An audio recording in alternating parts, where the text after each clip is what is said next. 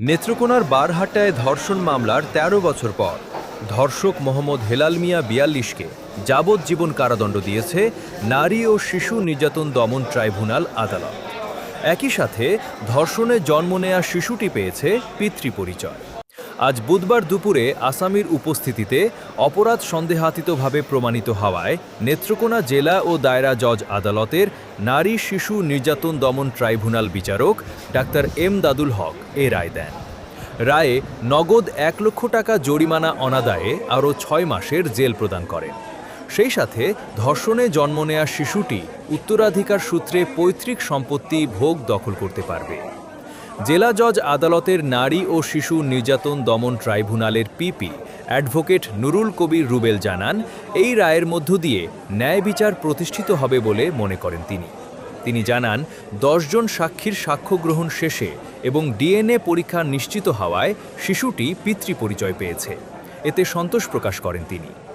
মামলার বিবরণে জানা গেছে, বারহাট্টা উপজেলার স্বল্প দশাল গ্রামের এক গৃহকর্মীকে ধর্ষণের ঘটনায় প্রসূতি হয়ে পড়লে প্রতিবেশী স্বজনরা বিষয়টি জানতে পারে।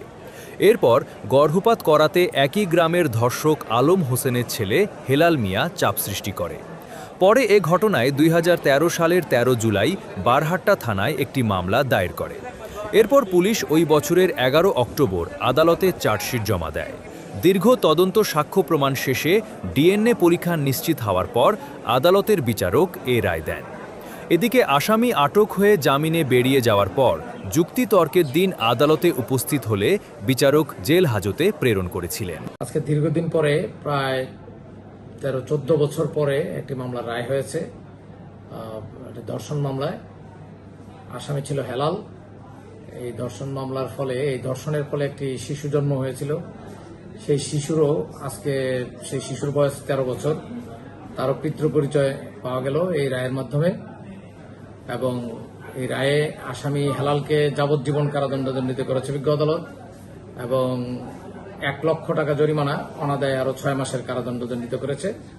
এবং এই ধর্ষণের ফলে জন্ম নেওয়া যে শিশু, তাকে আসামি হেলালের উত্তরাধিকারী হিসেবে বিজ্ঞ আদালত রায় দিয়েছেন।